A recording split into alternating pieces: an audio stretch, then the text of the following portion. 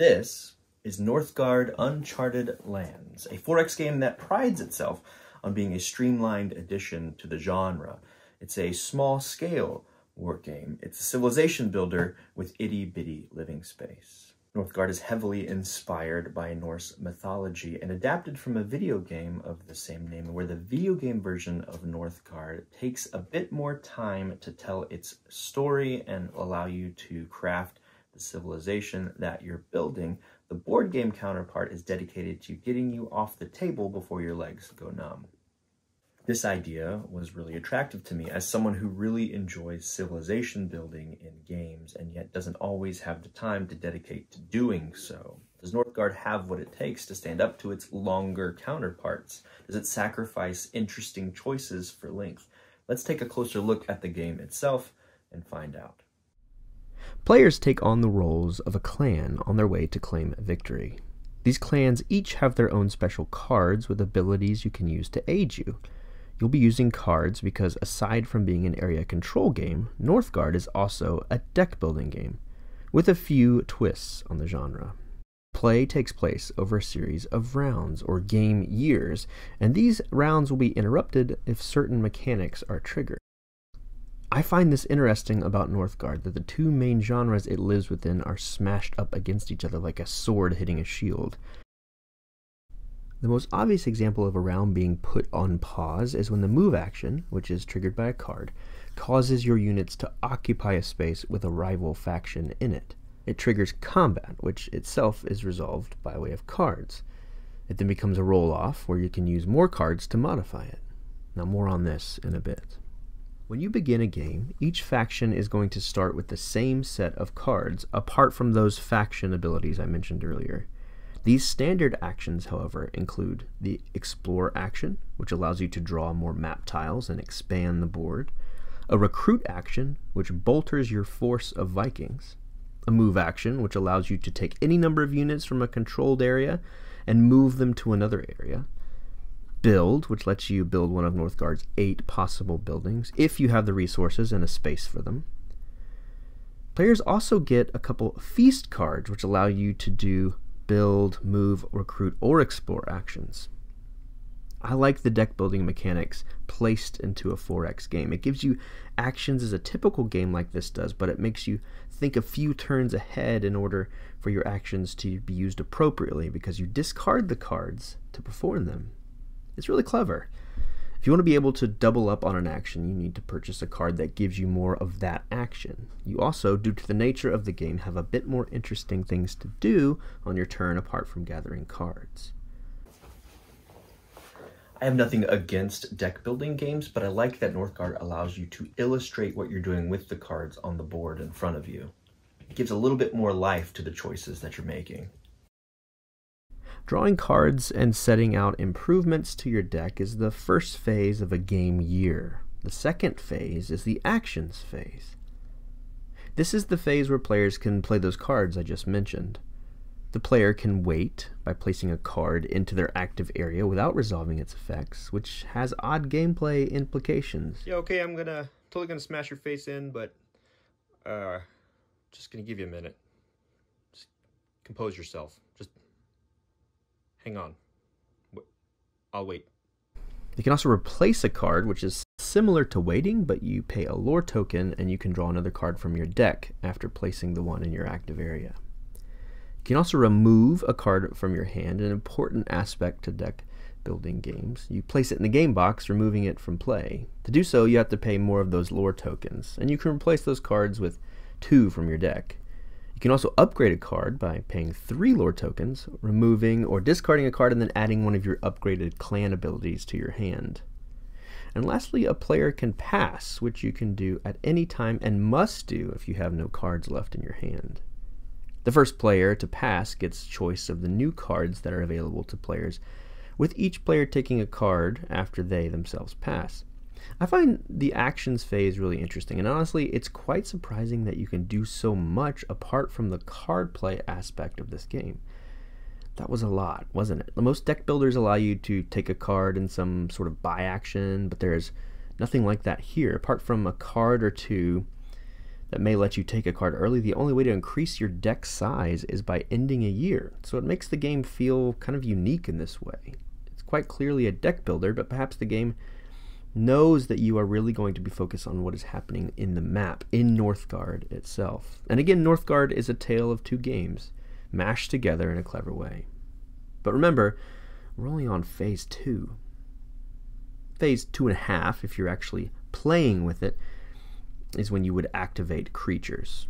If you're new to Northgard, the game suggests not including them, which is perhaps why the player aid itself includes this odd aside.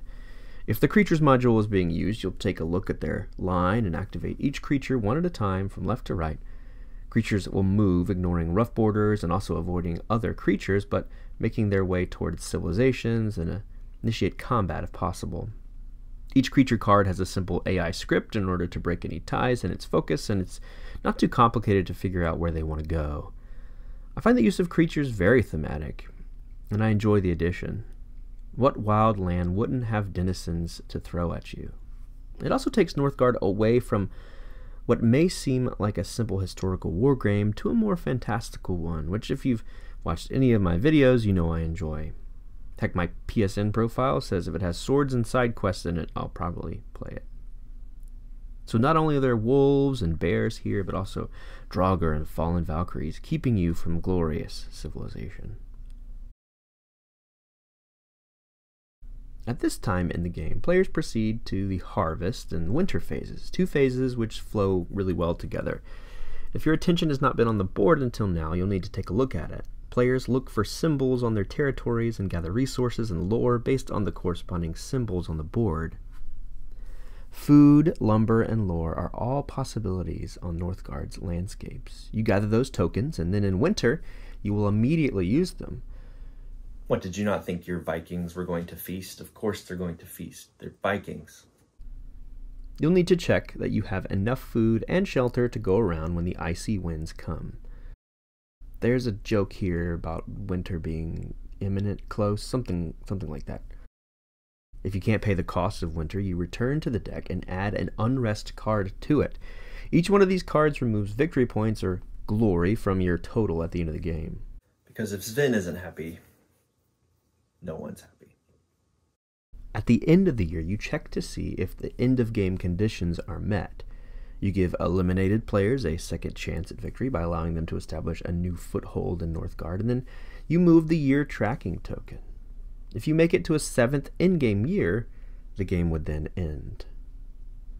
Does that seem like a lot? Well, yeah, it is. Well, okay, no. Once you begin a turn of Northgard, you are faced with a ton of options, mainly due to the starting variety of your hand. As it continues, however, you'll find yourself moving quite quickly through a game, especially if you found yourself familiar with the cards and the iconography. The loop is pretty simple. Find resources, fight off clans and creatures in your way, vying for them if need be, and continue to bolster your clan as you anticipate winter. It's actually quite simple and really satisfying. If you use a build action on your turn, you can build on one of the 8 possible buildings that you get in Northgard. In order to do so, you have to have an available building space in a territory that you control. Small one for small buildings and a large one for one of the 3 larger buildings. Small buildings cost 1 wood and larger ones cost 3. You can't build multiple of the same building type in the same territory, and the total number of buildings is limited to the number of tokens the game gives you. Once these are built, they can't be moved or removed. As these are an important part of winning the game, I'll briefly go over each one of them here. First up is the food silo. This building gives you a food during the harvest phase. A Woodcutter Lodge is similar. It'll give you a wood during the harvest. Defensive towers add an additional skull result to be added to the die roll if the defender is in a space with one. And we'll go over what that means when we talk about combat in just a moment. A training camp allows you to recruit 1 more unit when you take that action during Phase 2. The last of the small buildings is a carved stone, which when built allows you to collect a lore during the harvest phase. Strangely enough, these can only be placed in a carved stone space. Their small buildings can be built over this space, but carved stones can't be placed in empty small spaces. I guess the idea here is that this particular building has to be carved out of a giant boulder that's already there. A building can integrate such stone into its structure, but You can't have a monolith appear out of nowhere in a space where it doesn't already exist, unless you're Stanley Kubrick. From a gameplay perspective, I suppose this makes it a bit harder for you to upgrade your clan cards. Remember, lore is what you need to do so, and you can only get lore from these particular structures. The large buildings are a fortress, which allows you to add an axe result to a defender's roll in combat. A forge, which allows you to increase your draw number in the start of the year phase. This is a really important building. I like it a lot.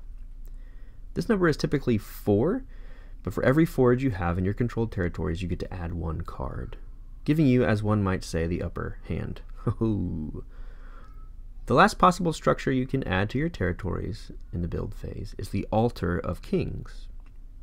During the harvest phase, you can draw 3 crowns or glory and add them to your stash.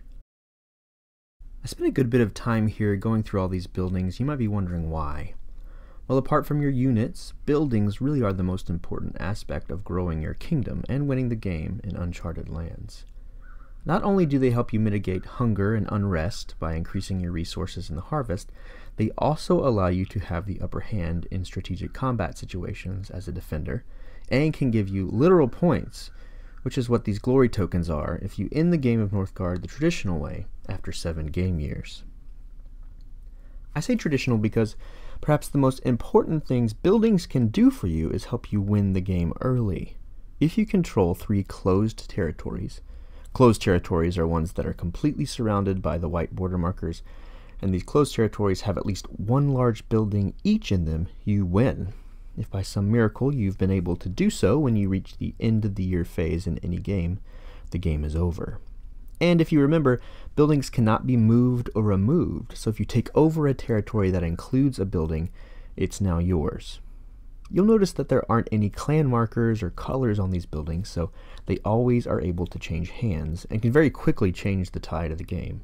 I really like the buildings in Northgard. They're very helpful on your way to claim victory for yourself, but there's also this risk and reward aspect to them as well. There's a gravitational pull, a temptation that they bring to the game for your opponents. Because say they have 2 closed territories and 2 of these large buildings, they just need 1 more to end the game early with that type of victory. Well, if you have that right next door, they could just hop over, take the territory for themselves, and the game is theirs. It's a really interesting and cool system. At this point, we could probably go no further without understanding how you might actually do this, and how you work combat in Northgard. Let's dive into it. When an action causes units to enter a space occupied by an opposing faction's units, it triggers combat. Being successful in combat is determined by 4 factors: the number of participating units, bonuses dictated by the move action for attackers and buildings for the defender, food discarded by players involved in combat. As the rules state, well-fed warriors fight better. Lastly, the uncertainty of fate, represented in this case by the roll of a combat die. So to sum up, you count units, you factor in bonuses, either from actions, defensive structures, or even some clan powers or food. You feed your men on the eve of combat, and then add those to a die roll.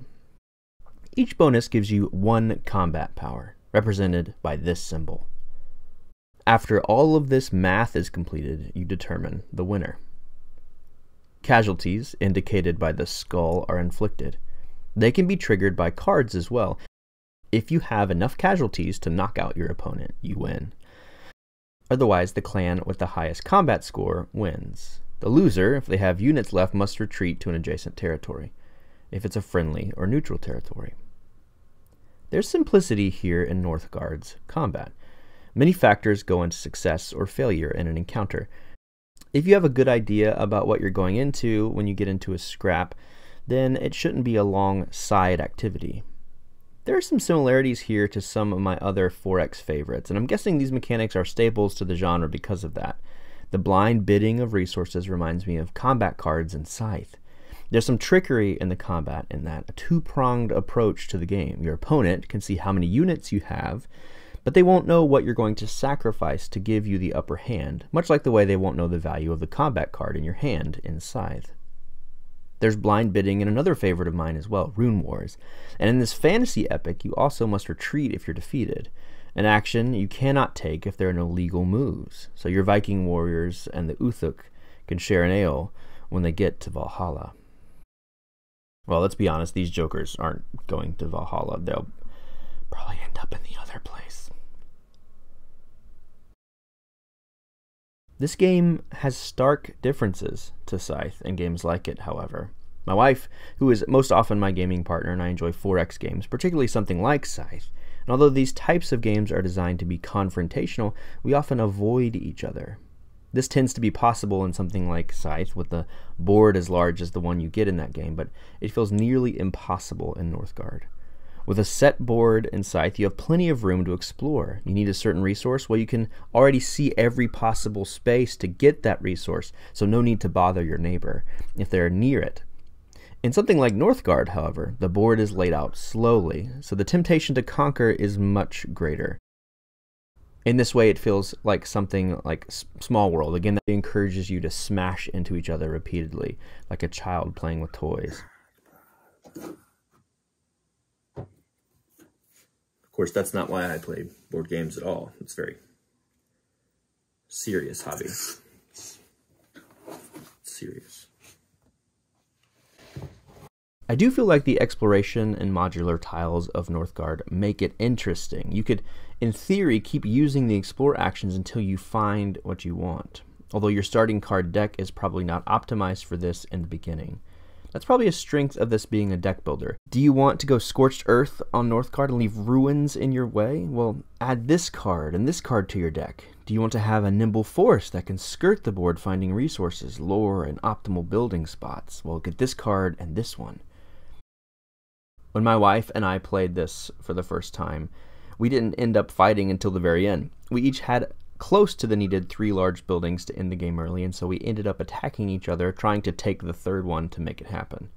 This didn't have to happen, but we just did it to end the game. And so I like that Northgard lets you have the option to just build something without having to constantly be at each other's throats. The 2 ending conditions are a welcome mechanic. And with a game with the word exterminate in its description, it's kind of surprising. You can win the game by having the most glory, if you have the forces to keep someone else from taking it. The art of Northgard carries on the somewhat cartoonish look of the video game. It's funny that I thought of Small World earlier. It has a bit of the same feel as that game's art, although it's much less of a parody of the kind of game it is, and more of a lighter, breezier version. For a game that sets out to be that type of 4X game, I think it fits. It's almost a chibi version of what you might find in more serious and longer games like Blood Rage or Champions of Midgard.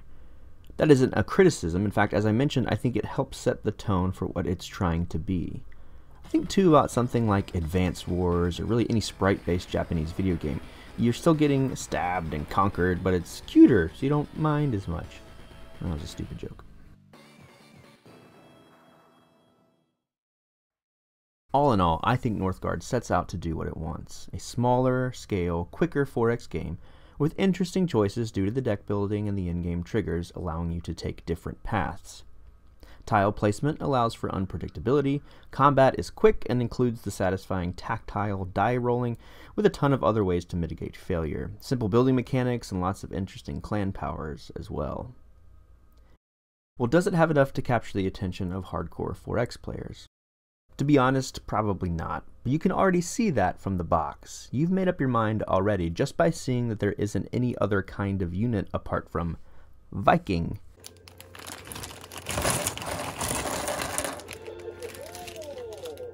But if you still want to give it a try, here's some expansions. The War Chiefs expansion allows you to play with, well, War Chiefs, clan leaders with varying powers and more strategy. There are more clan cards you can upgrade and a clan chief for each of the clans from the base game. Each war chief has his own mini and can add a special ability to a combat, for example. Lastly, the War Chiefs expansions come with elaborate player boards that can organize the play space a bit better. The second expansion for Northgard is the Wilderness expansion. And not only does this expansion add more monsters you can find and fight in your adventures, but more tiles to reveal and explore. These tiles add more depth to the game by adding unique mechanics to learn and master. The swamp and its poisonous variety affect movement and remove units surrounding it respectively. And there are unique tiles for some of the elite enemies in the wilderness expansion also. Both add-ons expand the game in unique and interesting ways, and perhaps most importantly, they add weight to the game, if that's what you're looking for. All in all, there is a lot to like in Northgard. It's a quicker than usual 4X game that will have you thinking through the best ways to get to its variable end conditions, all the while singing Viking battle songs. Perhaps most desirably, it won't overstay its welcome, and if you're looking for a bit more depth to the game, you can try the expansions and their new modules. Well, if all this sounds appealing to you, then I hope you'll give Northgard a chance. And if you know someone that's looking for a game like this, share this video with them. We've got lots more content planned soon. Until then, thank you so much for watching. We'll see you next time on Save Your Game.